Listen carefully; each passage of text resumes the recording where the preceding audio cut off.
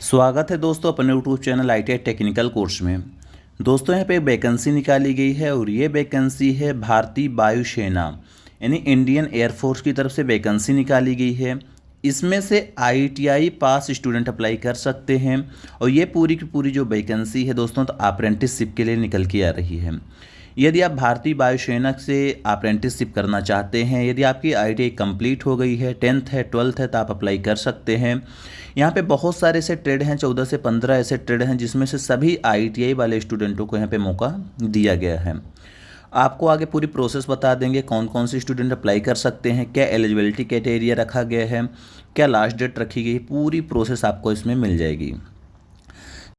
जैसा कि यहाँ पे इम्पोर्टेंट इंस्ट्रक्शन दिया गया है स्टूडेंटों के लिए, तो स्टूडेंट ध्यान देना, आपको केवल जो फॉर्म भरना है तो ऑनलाइन के माध्यम से फॉर्म भराया जाएगा, किसी भी प्रकार के ऑफलाइन फॉर्म इसमें नहीं भराया जाएगा।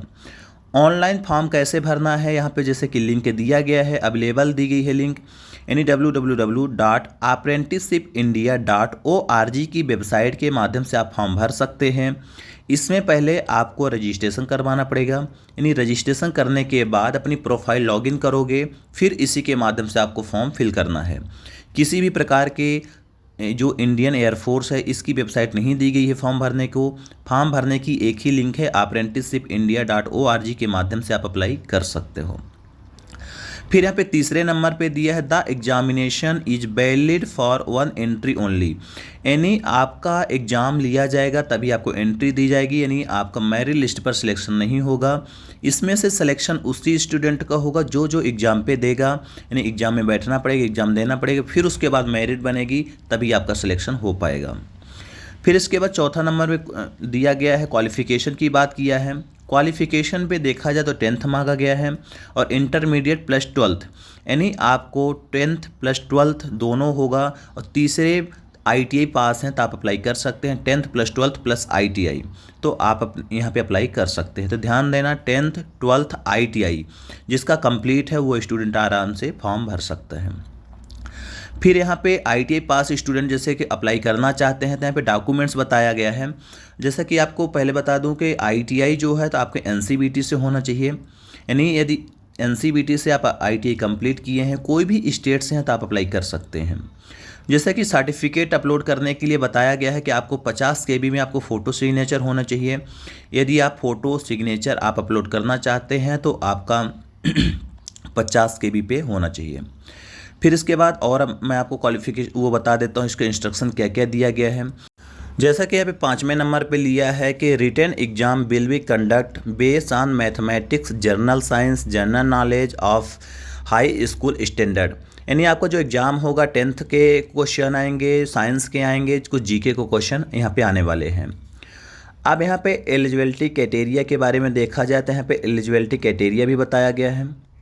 एलिजिबिलिटी क्राइटेरिया पे आपको यही बताया गया कि online application are invited for apprenticeship training technical trade, यानी आपको जो ऑनलाइन एप्लीकेशन इनवाइट किया गया है तो अप्रेंटिसशिप के लिए किया गया, किसी भी प्रकार के यहाँ पे नौकरी नहीं मिलने वाली है। यानी सबको मालूम होना चाहिए कि ITI करने के बाद जो अप्रेंटिसशिप होती है तो यहाँ पे जो भारतीय वायुसेना पे निकाली गई है तो अप्रेंटिसशिप के लिए वैकेंसी निकाली गई है।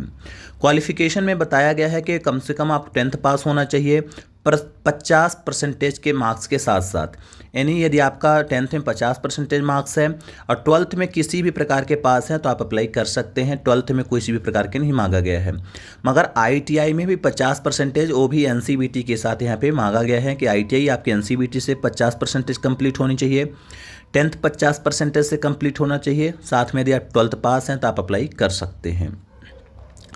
फिर यहाँ पे जैसे कि एज लिमिट के बारे में बताया गया कि आपका एज लिमिट कितना होना चाहिए, कौन सी कैटेगरी के लिए, तो यहाँ कैंडिडेट कैटेगरी बताया गया है, यहाँ पे एज लिमिट बताया गया है सभी के लिए। यदि देखा जाए जर्नल की तो 14 से 21 साल वाले स्टूडेंट अप्लाई कर सकते हैं। OBC की बात किया जाए तो OBC के 14 से 24 साल तक अप्लाई कर सकते हैं। ST SC के स्टूडेंट 14 से 26 साल तक अप्लाई कर सकते हैं। आपके यहाँ पे हाइट भी मांगा गया है, जैसे हाइट आपकी 137 सेंटीमीटर होनी चाहिए और यदि वेट की बात करें तो 25.4 यानी 25.5 किलो आपके वजन है तो आप अप्लाई कर सकते हैं। फिर इसके बाद यहाँ पे नेक्स्ट आपको दिखा देता हूँ, जैसा कि यहाँ पे दिखाया गया है मेडिकल स्टैंडर्ड। आपका मेडिकल फिटनेस भी सही होना चाहिए। किसी भी गवर्नमेंट से एक सर्टिफिकेट बनवा लीजिए कि आपका मेडिकल सही है, आप किसी भी प्रकार के विकलांग नहीं हैं, आप किसी भी प्रकार के अपाहिज नहीं हैं। फिर इसके बाद स्टाइपेंड बताया गया है, यानी सैलरी जो होगी तो आपको गवर्नमेंट एज रूल पर आपको सैलरी दिया जाएगी। जो स्टाइपेंड होती है आपको मालूम होगा, अप्रेंटिसशिप में 7,500 से लेकर 8,000 रुपये तक आपको स्टाइपेंड दी जाती है, सभी को मिलता है। फिर यहाँ पे ट्रेड वाइज ट्रेड यहाँ पे वैकेंसी बताया गया है, जैसा कि अलग अलग ट्रेडों के लिए अलग अलग पोस्ट वाइज पोस्ट निकाला गया है। सबसे पहली जो ट्रेड की बात करें, टर्नर के यहाँ पे दिखाया गया है। टर्नर की टोटल पोस्ट 15 पोस्ट यहाँ पे निकाली गई है। मशीनिस्ट की 15 पोस्ट है। मशीनिस्ट ग्राइंडर की 11 पोस्ट है। Fitter mechanical machinist tool maintenance के 2 पोस्ट यहाँ पे निकाली गई है total vacancy. Seat metal work के लिए 16 पोस्ट निकाली गई है। बिल्डर गैस इलेक्ट्रिकल के लिए 8 पोस्ट निकाली गई है। इलेक्ट्रीशियन आर्किटेक्चर के लिए 8 पोस्ट निकाली गई है और इलेक्ट्रोप्लेटर के लिए 10 पोस्ट निकाली गई है। कारपेंटर के लिए यहाँ पे 3 पोस्ट निकाली गई है। मशीनिस्ट के लिए निकाली गई 3 पोस्ट। मैकेनिक मेंटेनेंस के लिए निकाली गई 6 पोस्ट। मैकेनिक इंस्ट्रक्शन आर्टिफिशियल के लिए 4 पोस्ट निकाली गई है। और फिटर के लिए निकाली गई है, देखिए फिटर के लिए टोटल 2 पोस्ट यहाँ पे वैकेंसी निकाली गई है। इन सभी चीज़ों को आपको ध्यान पे रखते हुए फॉर्म भरना है, कौन से ट्रेड के आप हैं। लैब असिस्टेंट के देखा जाए 1 पोस्ट निकाला गया। पाइप फिटर के लिए 2 पोस्ट यहाँ पे वैकेंसी टोटल निकाली गई है। पेंटर जर्नल के लिए 2 पोस्ट निकाली गई है। डेस्कटॉप पब्लिकेशन के लिए 7 पोस्ट है। पावर इलेक्ट्रीशियन के लिए यहाँ पे 6 पोस्ट वैकेंसी निकाली गई है।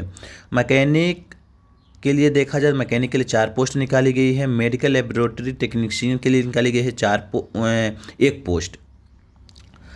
तो अलग अलग ट्रेडों के लिए अलग अलग यहाँ पे वैकेंसी निकाली गई है। आप सभी ट्रेडों को देख सकते हैं। जिस भी ट्रेड से आप बिलोंग करते हैं, जिस भी ट्रेड से आपकी आईटी कंप्लीट है, तो आप उसी ट्रेड से अप्लाई कर सकते हैं। यहाँ पे बहुत सारे ट्रेड दिए गए हैं, जैसे सीएनसी मशीन का है और ऑपरेटर का है, इलेक्ट्रीशियन की है, तो अलग अलग ट्रेडों के यहाँ पे दिया गया है।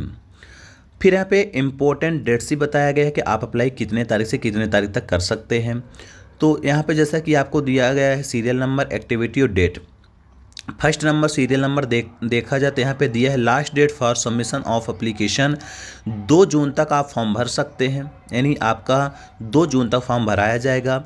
रिटन एग्ज़ाम होगा और फिर यहाँ पे रिटन एग्ज़ाम के बाद मेरिट लिस्ट बनेगी। मेरिट लिस्ट के बाद ही आपका यहाँ पर सिलेक्शन होने वाला है। तो इन सभी चीज़ों को आपको ध्यान पे रखते हुए आपको फॉर्म भरना है। और इसके अलावा भी आपको कुछ भी मन में डाउट आता है, आप कमेंट कर सकते हैं। कमेंट बॉक्स के माध्यम से अदर जानकारी मैं बता दूंगा। इस नोटिफिकेशन को डाउनलोड करने के लिए वीडियो के डिस्क्रिप्शन पे लिंक दिया गया है टेलीग्राम का, आप वहां से डाउनलोड कर सकते हैं और आसानी से उसको पूरा पढ़ लेना, तभी आपको फॉर्म भरना है।